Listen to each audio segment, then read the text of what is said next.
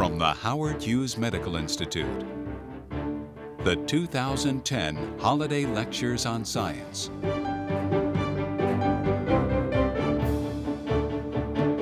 This year's lectures: Viral Outbreak, the Science of Emerging Disease, will be given by Dr. Joseph DeRisi, Howard Hughes Medical Institute investigator at the University of California, San Francisco, and by Dr. Eva Harris, professor of infectious diseases at the University of California, Berkeley. The third lecture is titled Fighting Viruses in the Lab and Beyond.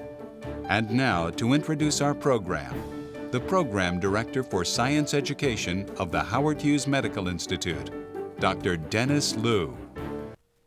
Good morning, and welcome back to the Howard Hughes Medical Institute Holiday Lectures on Science.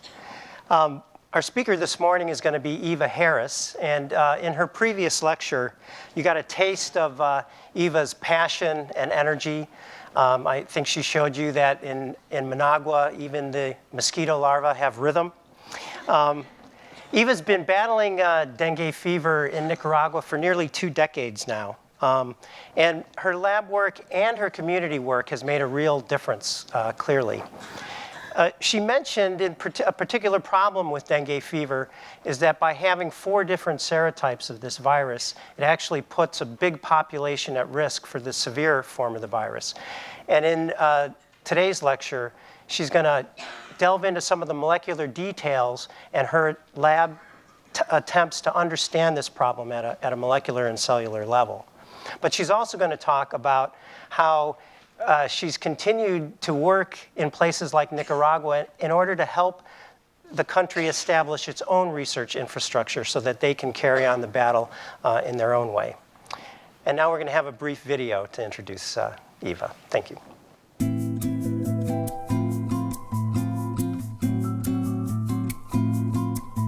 So how different is it to work in my lab? Well, first of all, when I started here at UC Berkeley, I already had like 6 or 7 people working with me. I always was terrified of the moment that people would start transitioning out, because I just thought, wow, I have such an amazing set of people and they all get it. You know, they get the philosophy behind the work that we do. How am I ever going to replace that?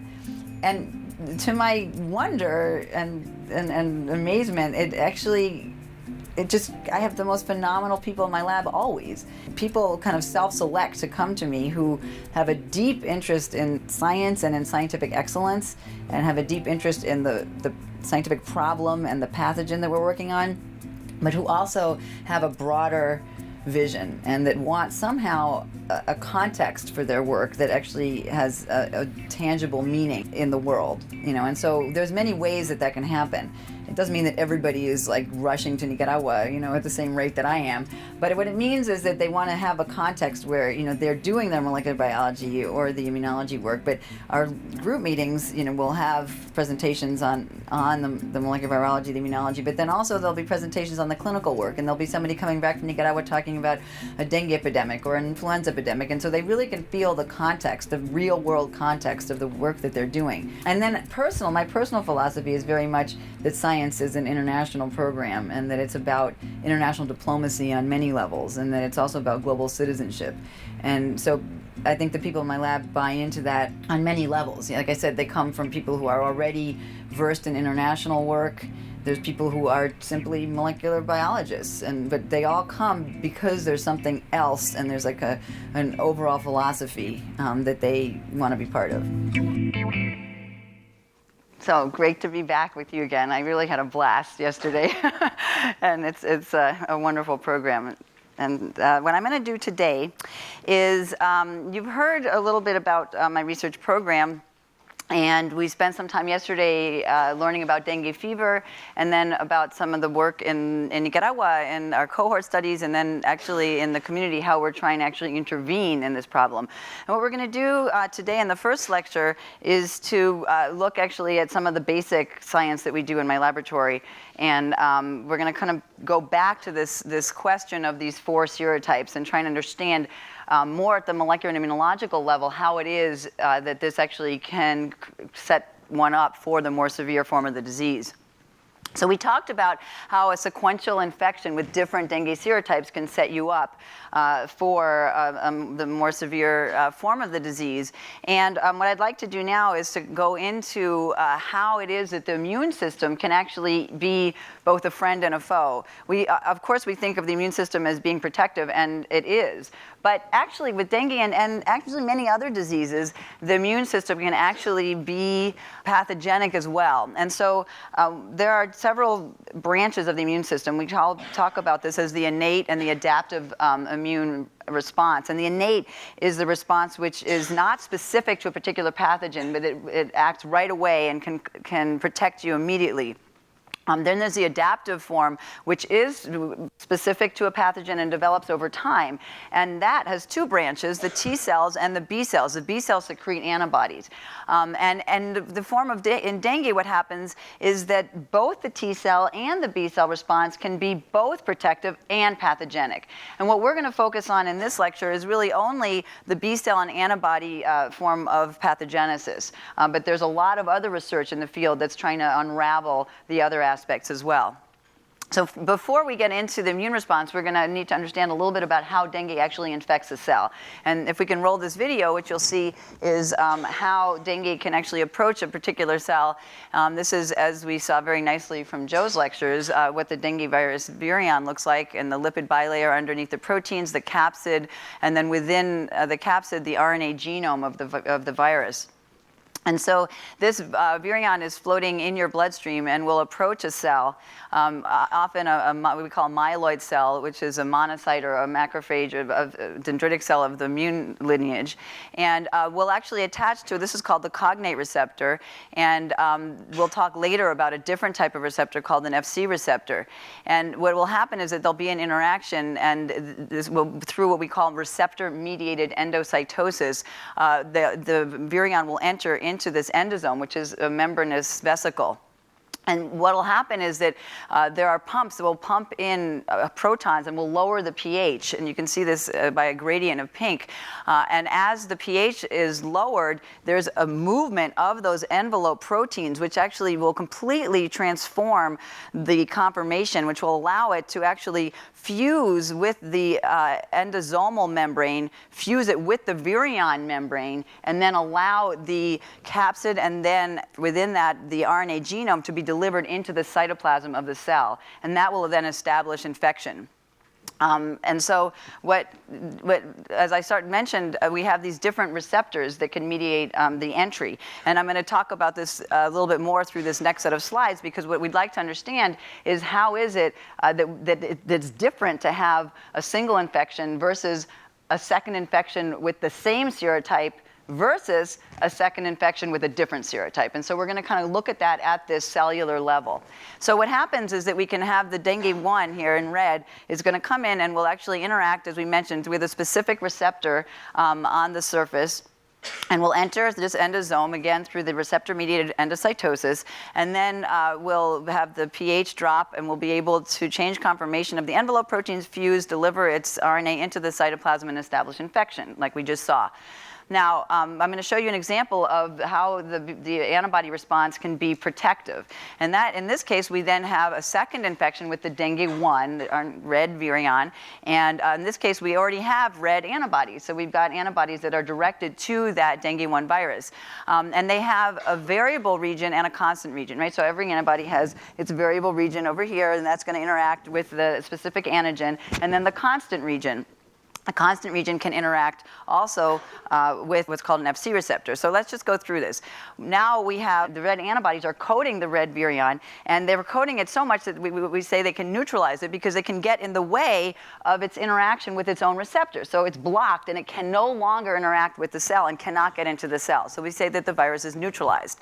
Now the antibody, though, because it's got this FC portion of the antibody connected to the virion, it's actually what we call an immune complex. And this part can actually interact with FC receptors on these cells, which are of, we call myeloid origin, and then they can actually get endocytosed or phagocytosed, as we say. But what happens is that in a regular situation, these antibodies will actually, when there's many of them, they'll activate the cell. And so what you have is that they'll come through into an endosome, but there's these little vesicles called lysosomes, which are chock full of like nasty enzymes and different chemicals which are going to go and attack a microbe that's coming into the cell. And these lysosomes will then fuse with the endosome and will actually kill the virion. Okay?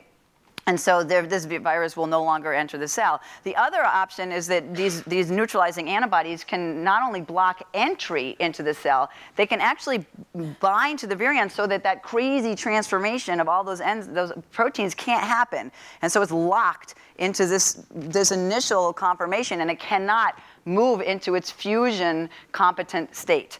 Okay, so it's stuck in the endosome. Now, in contrast, I'll show you what happens when we have this kind of pathogenesis, this pathogenic response. And in this case, we've got our green dengue 2 virion that's coming in. But there's red antibodies. So the dengue 1 antibodies will bind, but they actually bind ineffectively, and they don't necessarily block the sites of recognition to the receptor. So in other words, even though there are some antibodies, they're actually not neutralizing. And this green virus, can just go do its fusion conformation and then dump its RNA into the cytoplasm and infect the cell. But that's one way. The problem is that when you have this, what we call antibody-dependent enhancement, or ADE, we have the antibody which will then interact with the FC receptor, again, via this FC portion of the antibody. But because there's only a few antibodies, it's only going to weakly activate the cell. And so the endosome does not get the lysosomal fusion, and the antibodies don't prevent fusion of the virion with the endosomal membrane. And so it can actually deliver its RNA into the cytoplasm. So the problem we have here is that we actually have two infection pathways. So now that you have antibodies, not only can you come in through the cognate, but you can also come in through the FC receptor. So the previous infection is actually helping the virus to get into its cell of choice, into its target cell. And so what we think happens then is that it gets into the target cell, which is a monocyte or macrophage, and it activates the macrophage. And then what happens is that you get T cell activation, and then you have T cells which are going to secrete cytokines, and the cytokines are inflammatory cytokines. We call some of them TNF alpha, or tumor necrosis factor alpha, and other cytokines which actually will work on the endothelium, the capillary endothelium, and will pull apart the tight junctions and will allow plasma leakage out of your circulatory system, and that will then reduce your blood volume, and you can go into shock and die. Okay, and so that's kind of how we think the severe dengue actually happens in a human. But in terms of trying to understand how is it that these antibodies actually can make this happen, we're very limited, because we can either look in cells, and cells are fine, but you can't look at immune response or a disease outcome in a cell. You can do that in a human, but of course you can't do experimentation on humans. You can do clinical observations. And so the idea that ADE is important in dengue actually came from clinical observations in humans, where we see a big peak of hemorrhagic fever and shock syndrome in infants. And we think that that's due to maternal transfer of antibodies from the mother into the child, into the fetus, and into the baby through the placenta. And so that when the infant is born, there's a lot of antibodies at the beginning that can protect, but then those antibodies kind of gradually get destroyed over about a 10-month period, and then they actually get to a level where there's too few of them, and they become enhancing. And you actually see a peak of severe disease in infants from 5 months to 11 months. So it exactly correlates with the antibodies going away. But that's just correlation. It's interesting, but it doesn't prove it. So what was really needed was a mouse model, essentially an animal model, that we can actually prove this point and then come up with ways to prevent it. So what happens is that obviously humans are very complex, right? Everybody's different, they don't inbreed, and so therefore the genetics are very complicated, and we can't do, obviously, experiments on humans. So what do? Well, we do experiments in cultured cells, and again, that's limited because we can't look at immunology or disease pathogenesis. So in very carefully justified circumstances, we do work in animals. And I have to emphasize that the use of animals in research is very, very carefully considered, and we write huge protocols, and we justify every single animal that's being used. So, and it's being used so that we can then develop therapies and vaccines for humans. And it's really important in dengue, though, because we need to understand how is it that the immune system can sometimes be good and sometimes be bad. And we can only do that in the context of an organism. And there's very important implications for vaccine development, as we started to discuss yesterday. So the problem with the virus, though, is it's called host-specific, meaning dengue doesn't usually infect mice in the wild. So to be able to create this system, we actually had to modify both the virus and the mouse for this system to be able to work and to actually reproduce disease that looked like human disease. So what we did is we passed a virion so that it was modified at the genetic level, and it turns out that this new virus can then cause plasma leakage and all of these features that look like disease in mice. But in fact, when we sequenced the whole virus, we found that actually there were only 2 amino acid differences. Of the 3,500 amino acids in the virus, only 2 were different, and the result was simply to have the virus stay in the blood circulation a little bit longer. So it wasn't a crazy different virus. It's just a very slightly different virus that can stay longer in the periphery and cause disease. On the mouse side, what we had to do was, I told you about the innate immune response being very effective. Well, interferons are a really big part of the innate immune response. And so if you mess up the interferon system a little bit in the mice, then they become more susceptible to dengue. So what we see here now is this I'm just comparing the human disease with what we see in what we call our AG129 mouse model. And we can see that there's increased fluid leakage. We have low platelet counts in both situations, increased cytokines. We have internal bleeding, lethality within the first week, et cetera. And so you can see that there's quite a number of features that are similar in the 2 situations. So what we wanted to know about, using now this model that we've now created that can actually reproduce features of human disease, we wanted to say, let's look at this question of antibody-dependent enhancement. Can we actually reproduce this and prove that this in fact happens? So can antibody alone enhance disease? Is this enhanced disease associated with increased viral burden? Does it have the same pathogenic mechanisms? And then, if we can show this, then let's work on methods to prevent this. And so I'm going to tell you now is a kind of a series of experiments, and a lot of them are going to have a similar experimental setup. So what you see is we have a mouse that's, we call control serum, is that we just took serum or plasma from a regular mouse and administered it to this recipient mouse, waited 24 hours, and then we challenged with dengue 2. And what you see here is called a Kaplan-Meier survival curve. So on our y-axis, what we see here is the amount of survival, the number of animals that survived. And so what we see is that when we bring in different levels of virus, when you administer 10 to the 4, 10 to the 5, 10 to the 6th plaque-forming units per milliliter, nothing happens. The mouse is perfectly fine. When we get to 10 to the 7, though, we get this lethal phenotype with the vascular leakage. But now let's look at this situation. What we did is that we infected a completely different mouse with dengue 1, with the red virus, and then we collected the serum from that mouse 6 or 8 weeks later. So that serum now does not have immune cells, no B cells, no T cells, but it does have antibodies. And then we see, does that polyclonal mix of antibodies against dengue 1, if we administer that to a new mouse and then challenge that mouse with a different dengue serotype, with that green dengue 2, then what happens? And boom, now suddenly all of these mice that before had a sublethal infection, now they all die. So that shows that just the administration of an antibody against a different serotype can actually kill this next mouse, and therefore we show that we can have lethal antibody-dependent enhancement. And now that we have this system, we can then see, well, what's behind it? And we say, well, we look at a sublethal infection, we have a certain amount of virus, this is virus in the bloodstream, but then when we have this ADE or just a lethal infection, we can see about a 20 to 100-fold increase in viral load. So now we can say, okay, so that lethality is associated with more virus. We can also look and we can show that it's associated with these increased levels of tumor necrosis factor alpha, which is actually what mediates the inflammation that causes the disease. And so what we see is, again, a certain amount in the sublethal infection, and then here, both the antibody-dependent enhancement and the lethal infection, we have a much increased level of this inflammatory cytokine. We also, I'm not going to show the data, we also see a concomitant decrease in platelet levels.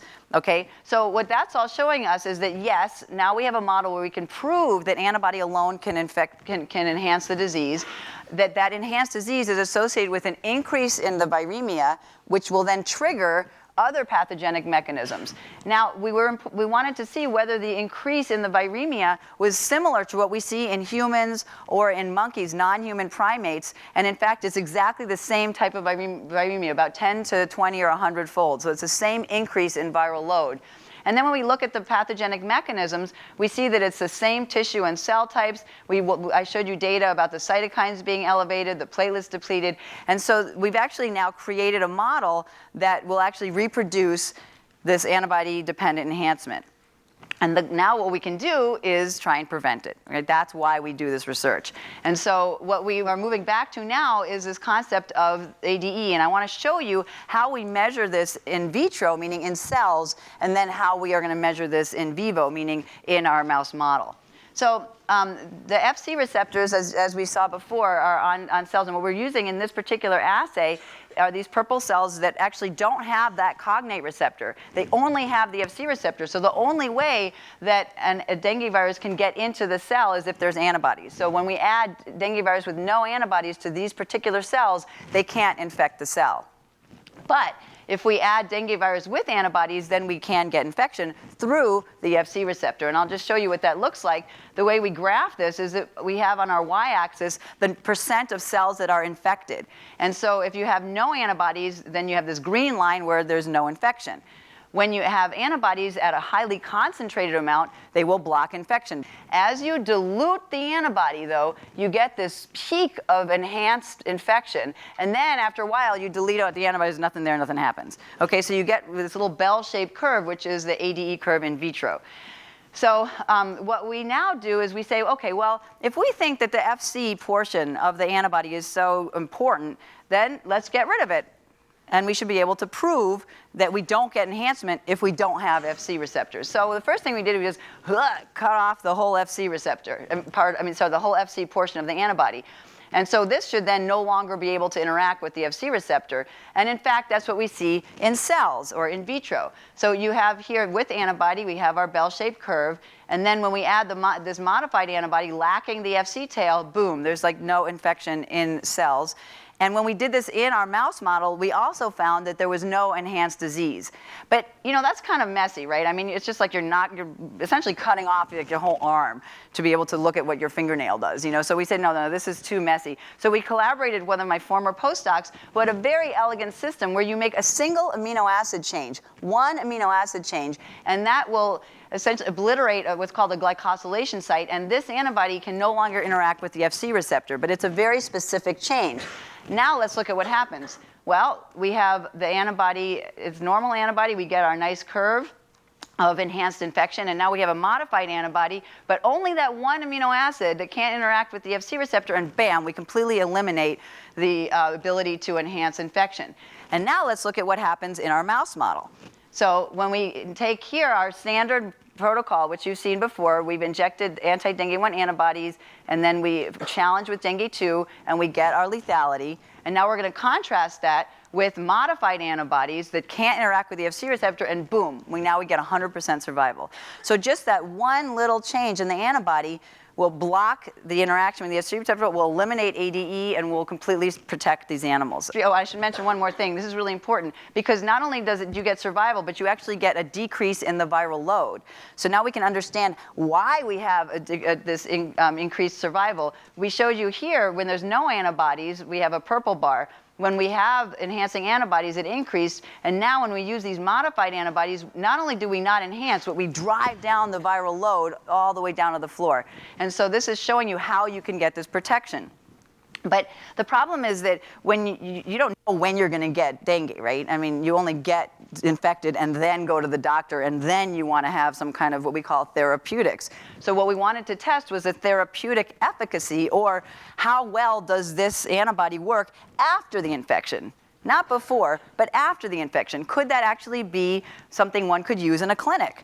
And so what we see here is that we set up the animals with this anti-dengue 1, We then we challenge with dengue 2 with no treatment. Again, we get our 100% mortality. And then we wait 24 to 48 hours later, and then we come in with this modified antibody, like could be, say, a drug after you go to see somebody at the clinic, and boom, it's 100% protective. And so this shows you that this concept of trying to understand first, what is it? What's the mechanism behind this disease? And then can we mess with that so that we can actually come up with a therapeutic modality? And so that what we're showing you here is that, in fact, yes, this will be possible. And so now there's a couple of groups that we're working with that have what we call humanized mouse antibodies, and then we have actually human monoclonal antibodies that they've put into cocktails that are going to be tried in the clinic to see whether we can actually, after people start developing hemorrhagic fever, can we actually prevent that? And so the important part here is, again, showing that when you have this increased survival, we are, again, knocking down the viral load. And importantly, we're knocking down the levels of that inflammatory cytokine, TNF-alpha. And so now we can actually show not only just the survival, but we can actually get down to the mechanism of how is this actually protecting the animals, and therefore, we hope, protecting the humans. So what we're doing now is using this model to be able to really dissect what are the other elements about the antibody, not just the constant region and this ADE, but what are the epitopes, what are the serotypes, what are the domains that are important. This is kind of getting at how, what parts of the virion are important, which antibodies work, don't work. And then what we're doing, we get certain answers from our work in the laboratory. And then remember that cohort study I told you about yesterday? Remember that we were able to get serum before the kids were sick and before they got infected? So we can actually say, okay, well, from our mouse work, we think that this and such antibodies are important. Now let's look in our human populations. Did the kids that never got sick have more of this and such antibody? So now we can actually move from our laboratory work into our human populations, which of course is still correlative, but we're actually being able to have a hypothesis that we test with, real outcomes in real humans, even though that's still an observational study, but we can come in with the mechanistic hypotheses derived from the laboratory. Okay, and then we also, several other projects that we have are looking at the role of elements of the memory immune response, like we might have heard of B-cell memory. And then also, as I mentioned a little bit, the mechanism of action of other kinds of antivirals, because now we have a really nice system that can actually reproduce a lot of the features of human disease. And the question here is, can we help them along through preclinical testing so that then those drugs can go on into monkey trials and then out into human trials? But then we can actually learn from them about the pathogenic mechanism and about the viral life cycle as well. So I'm going to end this section and take some questions, and then we'll go on to the second section after that. Yes? This serum that you created that decreases the mortality of the mice, could this become a vaccine for dengue, basically? Yeah, so one thing I should just mention, so it's actually, these are monoclonal antibodies that you can genetically engineer, which is, the serum has a mix of antibodies, and a monoclonal is you clone a single antibody. So I just technically should let you know that. But yeah, the idea in this case is that this research is allowing us to understand what a good and bad immune response would be, which would then help us understand what a good or bad vaccine would be. But the actual therapeutic, the actual antibody would be used more like an antiviral, like a drug. So this research actually helps you both with vaccine development and with actually developing an antiviral drug. Yeah. My question is, if you inject me with these new antibodies, and let's say I leave your hospital, they're still going to be in my bloodstream, and then I get a new infection, could the supposed antibodies you just gave me to cure me of dengue kill me with the next thing? Well, so the idea, first of all, they clear after a period of 2 or 3 weeks or so. So you won't have these antibodies for very long. But remember, those antibodies will never be able to increase an infection because they can't interact with the Fc receptor. So no matter what next dengue you get infected with, that antibody will never be able to increase. It'll only be able to decrease the infection. Oh yeah, non-dengue won't be affected because the specificity of that variable chain is only going to be looking at dengue. It's too far away from West Nile and other things to actually cause this problem. Yes? I'm wondering, could this same treatment, this antiviral treatment, be applied to other viruses? Well, so potentially if they have the same mechanism. So this is interesting. Like I mentioned, how we can look at different types of antivirals. For instance, you could look at an antiviral that would interfere with just with entry of the virus into the host cell, and that maybe could work for various different viruses. Or for instance, you could look at an antiviral which messes up a cellular process necessary for viral infection, and that might work for many different viruses. This would work for viruses. This is a kind of looking at a different aspect of the disease, which is that interaction with the Fc receptor. So there are like other types of diseases, feline leukemia virus, there's a couple other viruses that can do ADE, and in that situation, maybe this would work, with a similar concept. Obviously, the antibody would have to have a different specificity. Yes? So when dengue, its genome is only a few strands of RNA, right? So wouldn't these strands of RNA be degraded by host enzymes when it was injected into the cell? Like, how is that enough to, to like replicate and actually continue the life cycle? Right. So we were actually debating on how far to take that little RNA through the life cycle in the video. But essentially what happens is it's not naked RNA.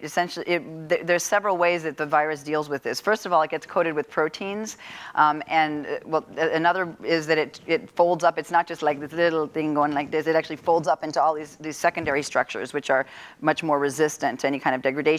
And the third is that it actually goes into certain vesicles within the cell. It increases the membranes within the cell start proliferating like crazy, and they form these specialized vesicles, which is where the virus goes to replicate.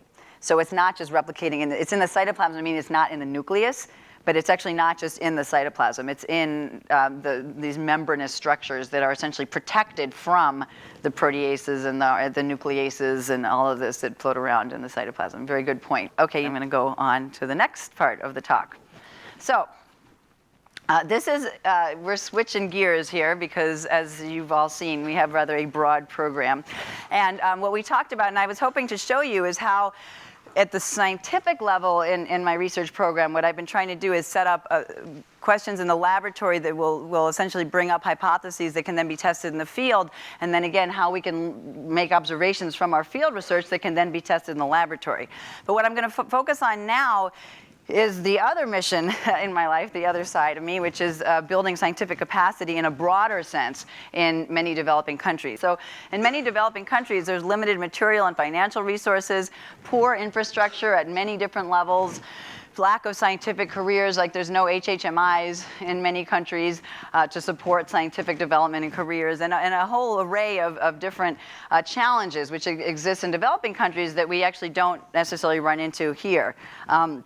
And so what happened is I spent several years of my life, about 5 years, working with a number of, especially Latin American colleagues and colleagues from other developing countries to come up with a program that would work for them to be able to respectfully partner with scientists in developing countries to bring them training, what we call material aid, which is essentially equipment and supplies that they can then use in their laboratories, and then use small grants to be able to support their scientific research on locally relevant problems. We also have been building networks and partnerships of what we call peers. So this is what we call south-south transfer or partnerships. We have north-south and south-south that we try and make lots of different types of linkages between scientists in different countries. And then we support scientists, essentially research projects and efforts. And I'm going to tell you about dengue. We've already started talking about that. And then also tell you a little bit about the influenza work that we're doing in Nicaragua, kind of as an example of how you can really follow forward this work and actually support efforts in the long term. I'm also going to give you an example of how this has kind of moved out of biomedical sciences and into health informatics, so information technologies applied to health. And so all of this is actually part of this nonprofit organization called Sustainable Sciences Institute that was officially started in 1998, but actually in a virtual sense began in 1988. And we've been working kind of with the same mission for the last over 2 decades. So the idea here came from this initial foray into Nicaragua. Nicaragua, which we started talking about yesterday, when I was just kind of overwhelmed by the magnitude of the problems and the paucity of the resources that were there. So there was a number of issues in terms of laboratory skills, but soon we found that the laboratory skills were really important, but it would be even more important if you could apply them to the epidemiology or the reality, the study of one's own population. So linking the lab with the study of the local population, the lab and the epidemiology became really important. But that's all great, except that you need money. So you need money to support research. And so we started teaching people how to write their own grants. And then they came to us and they said, now we have these nice projects and we've got all this data, but we actually have never been trained in how to write scientific publications. So then we started a whole series on manuscript writing. And then they were like, well, actually work with human populations is pretty tricky. And so we started a whole series of courses on bioethics. And then, so we're always like listening, what is it that people need? And then we create the response to that need. And so the idea in all of this is actually leading from essentially scientific research, but that has a public health impact in those countries. And so just to get a little bit more in the detail of how this works, a lot of times when we think about technology transfer in this country, it's about developing a novel technology, say in a US lab at a university, and then transferring that out into a company. But for me, the idea of technology transfer is actually taking existing technologies and then actually transferring them out into the field, into the community, where they can actually make a difference in the public health of a particular country. So a lot of places, like I said, don't have fancy equipment. And so this is just an example of this wonderful laboratory in Bolivia where we worked in the late 90s. And so they had actually come up with all kinds of innovative solutions. So they didn't have money to buy a centrifuge. They made what we call a blenderfuge, which is, this is a blender with a little aluminum bowl. And then these are the widgets that you put at the end of faucets. And boom, they had a little centrifuge. And then they took a record player and then translated that circular motion into a horizontal motion and made a lab shaker. So they made all kinds of things because they couldn't actually afford to buy it. You can invent it. Another important thing is to look at alternative techniques. So this is really important, and this actually harks back to what Joe was talking about yesterday in the polymerase chain reaction. So what you saw yesterday here on the bench and what he showed you these are thermocyclers. And so these are expensive pieces of equipment. They're about $10,000, $15,000. And what you do is you put your reagents into a tube, and you put them in, you program the machine, and then you move the temperatures, those 3 different temperatures, around the tube. But if you understand that what PCR is about is moving a mix of chemicals around 3 different temperatures, then instead of having the temperature move around the tube, you can make the tubes move around the temperatures, right? So what you do is you make 3 different water baths, and then you can manually move from 94 degrees to 55 degrees to 72 degrees, and you will do exactly the same thing because you understand what that biophysical process is. Now, this is actually funny if I have a moment to tell a story, because we actually did this in Quito, Ecuador. And so we did a lot of workshops in many different countries. And the idea was always to bring the technology to the place. And so, we were setting this up the day before, and this stupid water bath wouldn't work. It just never got up to 94 degrees. And so we said, oh, great. Thank goodness we're at least doing this a day before. Got a new water bath. It still wouldn't go past 89 degrees. And we're like, what's going on here? Does anyone have any ideas? No, it turns out Quito is 9,000 feet above sea level, and water boils at 89 degrees. So we were never going to get to 94 degrees. And so this is why you need to go to the place. And so what we did is we put end up with a layer of oil on the top, which kind of approximated a closed system, and we got up to 92 degrees. So that was yeah. Anyway, so you really got to do it in the place that you're going, because me in Berkeley would not have thought of that. Another alternative technique is just, you might have heard of issues with the cold chain, where you have blood that you've taken for a test and you need to keep it cold, but a lot of these countries are very hot. And so how do you deal with this cold chain problem? And one way is to you can just spot blood onto a filter paper and dry it, and then actually your proteins, DNA, and even RNA can be stable. And you can just put them in an old bag and move around with that. And so that's a way you can get around it. Another way is to just use saliva, for instance, instead of blood. And you saw that we used that in our field study yesterday. So using all this together and all those different workshops and working over time, we have a number of accomplishments, and we've had many on-site workshops and trained 1,400 scientists, and a lot of those scientists have published their articles and gotten grants funded and maintained a lot of collaborations. So what I want to give you is a couple examples of how that actually has worked. So we've already talked about dengue, and so what I want to show you is kind of where this went. We started in Nicaragua with a very simple concept, which was just to detect, to diagnose dengue. And there was very kind of awkward ways of doing this, using serological techniques or viral isolation that takes a long time. And since PCR was being invented right at that time, we thought, wow, why don't we apply this? Actually, there was an existing publication. What we did was we simplified it dramatically so that we could actually make this happen in a single day in a single reaction. So remember, we have our 4 different flavors, and then this is an RNA virus. So the first thing we do is we extract the RNA, and then we reverse transcribe it to DNA so that we can then amplify.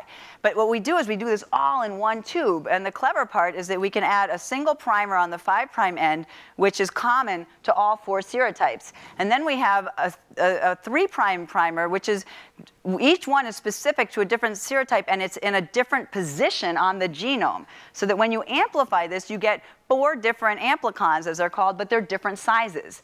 And then you don't need all this fluorescent fanciness and sequencing, actually, that Joe says. You can actually just do something very simple, which is to run it on what's called gel electrophoresis. And what you do is you pour a gel, which is agarose, which is really like Jell-O.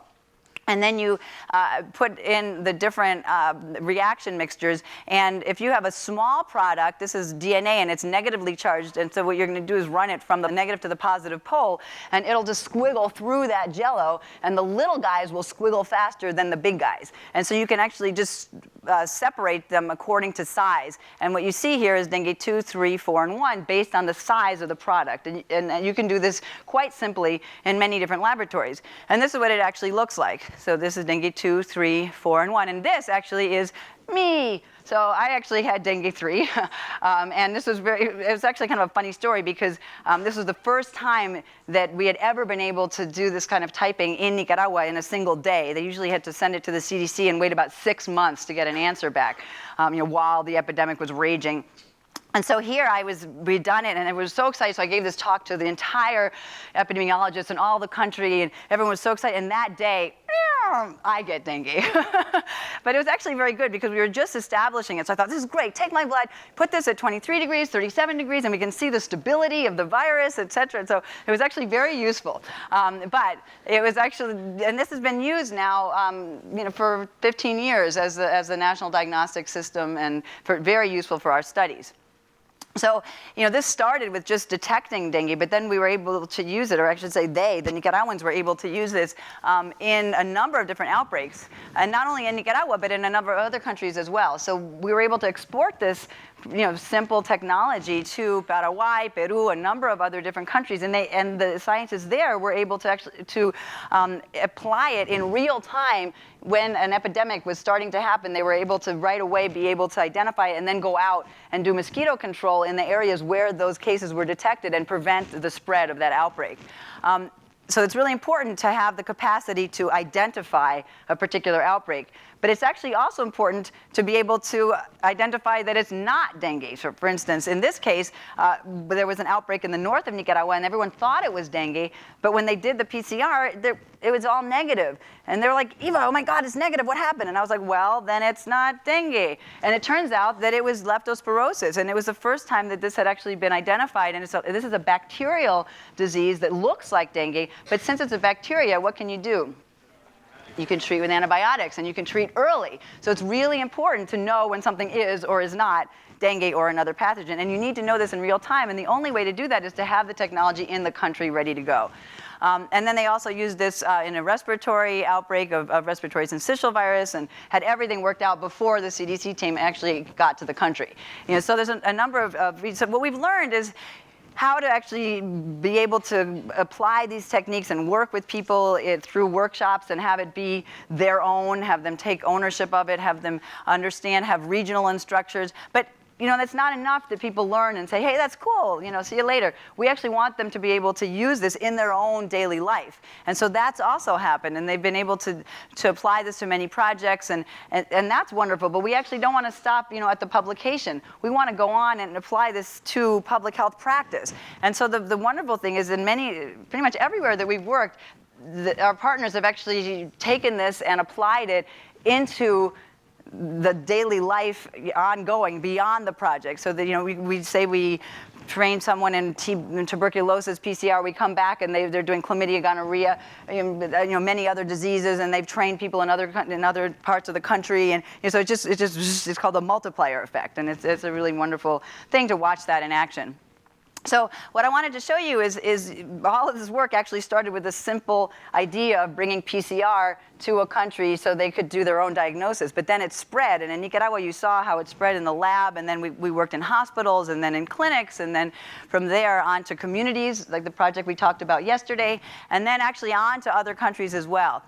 So I wanted to do is have you hear in the words of the Nicaraguans just what this has meant to them. Lo importante de este estudio es que nosotros tenemos la dicha de conocer si realmente el paciente tiene dengue o no en 24, 36 horas de haber ingresado, porque se le tomó una muestra aguda, se manda al laboratorio y en poco tiempo nosotros tenemos ese resultado, lo cual nos ayuda como clínicos para ver y distinguir qué paciente realmente es dengue y qué paciente no es dengue. Realmente es un proyecto de que ha apoyado mucho al hospital en relación a la capacitación, a los recursos tanto técnicos como a la organización en sí de la atención del paciente. Además de eso, hemos tenido la oportunidad de hacer los estudios y además de esto sacar a flote lo que hace Nicaragua. En el momento creo que nosotros fuimos pioneros, se podría decir, en la aplicación de técnicas moleculares en una epidemia de dengue. El laboratorio pasó a ser de un laboratorio prácticamente desconocido a una institución de excelencia en la región. Bueno, el principal beneficio, digamos, que pude obtener a través de este organismo fue el poder realizar, digamos, la maestría en epidemiología, ¿verdad? La experiencia y todos los conocimientos que adquirí, digamos, en esta maestría, pues van a servir de apoyo para mantener la vigilancia de los diferentes vectores que tenemos en Nicaragua. Ha sido impresionante el cambio que nosotros hemos tenido a partir del esfuerzo de esa transferencia tecnológica que la doctora Harris ha realizado en este centro. Ahora estamos aplicándola a alimentos, vamos a aplicarla en medicamentos, estamos trabajando en entomología médica también con técnicas de biología molecular. Todo esto ha sido posible gracias a ese tesonero esfuerzo, esa dedicación que tiene la doctora Harris, con el entusiasmo que lo hace, con la honestidad que lo hace, con el amor hacia nuestro pueblo, para que nosotros podamos realmente llevar salud a la población de Nicaragua. So this is what we've been able to do in the area of dengue, for instance. And as you can see, it's moving out from dengue into a lot of other areas wherever the Nicaraguans feel that should move.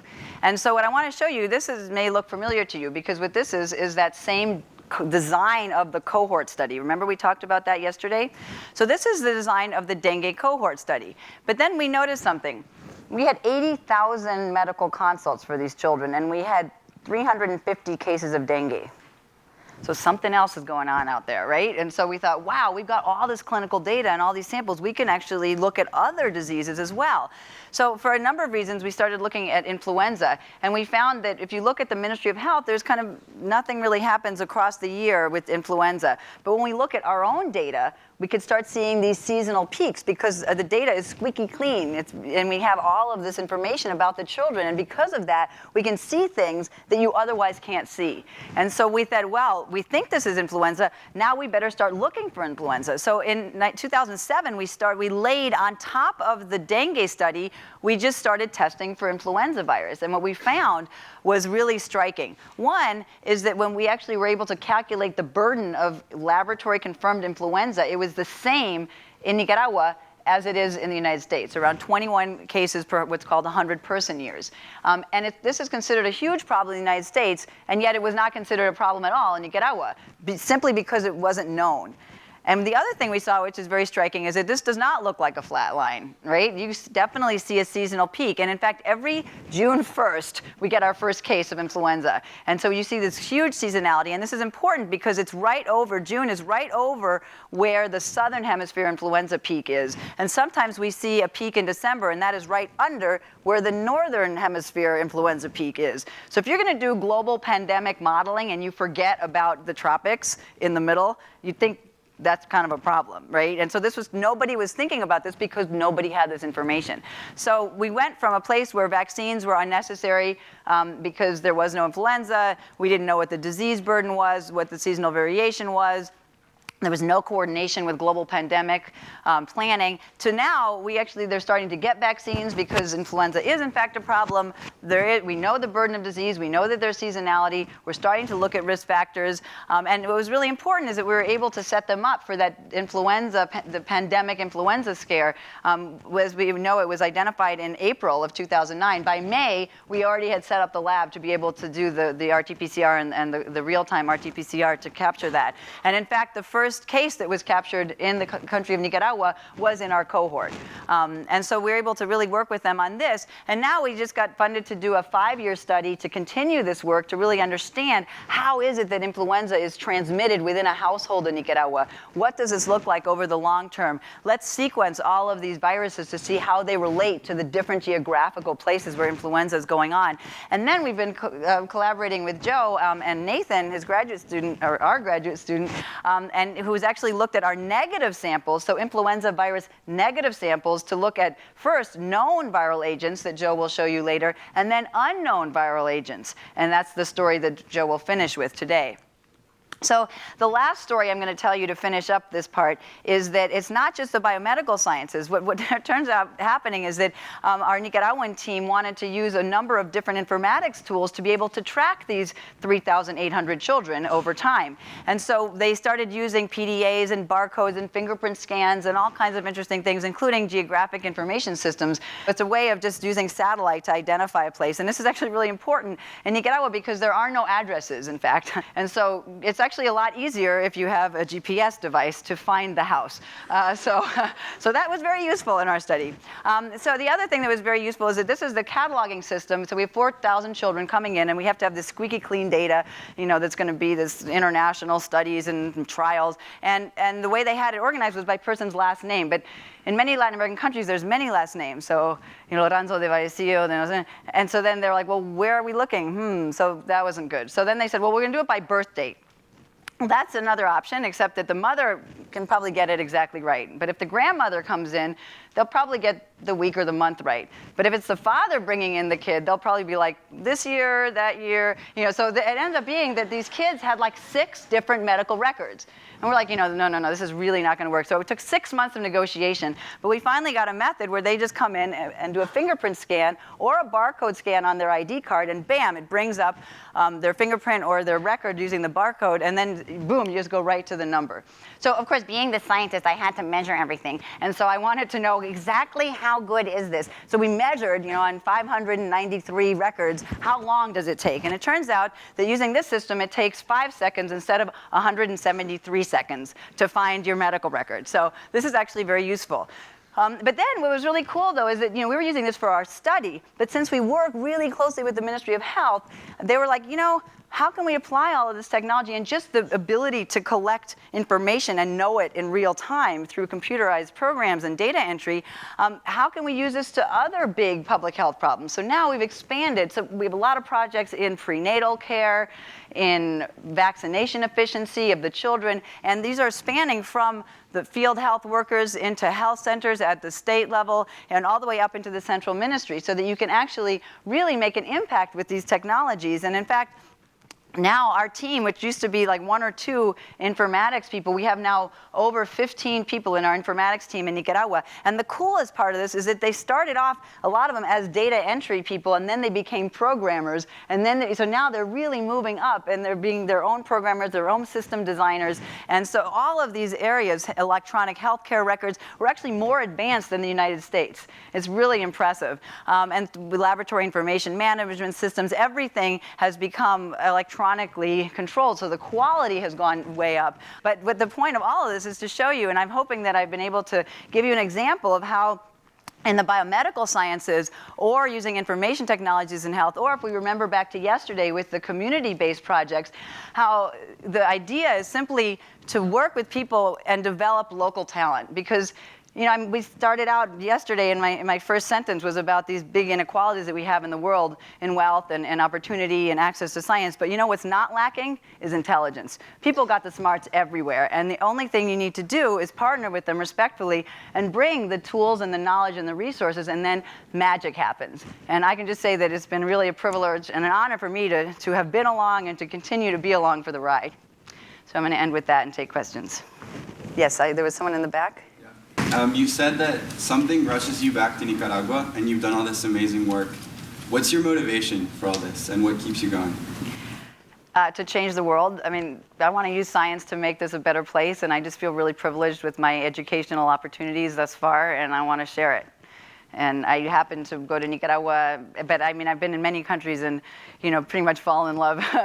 People are phenomenal everywhere, and people working together to solve health problems and further education in their own countries. I mean, that's a really amazing bunch of people to work with, and it's truly inspirational, and that's what kind of keeps me going through the trials and tribulations of science. Yes? You said that you had to make alternative machines to work in the labs. How long does that take, and how long do the experiments take, compared to the places with actual machines? Right.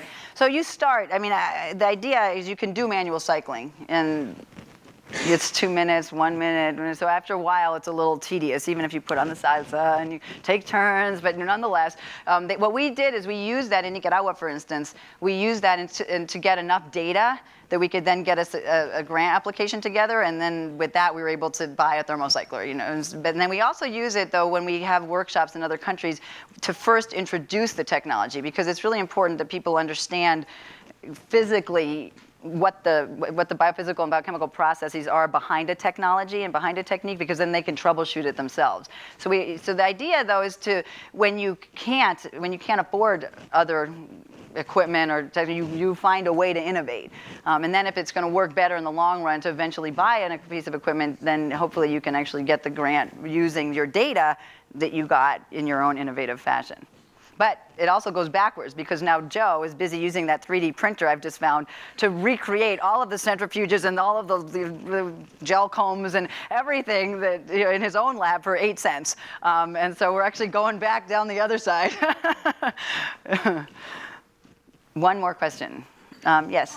When the virus enters the cell and it replicates, and then the person undergoes treatment, can that virus remain latent in the cell and continue to reoccur throughout the person's life? Not with dengue. Dengue is an acute disease, and it's actually cleared from the system within about 5 to 7 days. From onset of symptoms. So it's a little bit longer once you have the infection from the mosquito will be about 2 to 7 days, and then once you get the onset of fever, the virus will be cleared within about 5 days. There's some others. There's, for instance, West Nile. There's some reports of persistence, but dengue, it's an acute illness.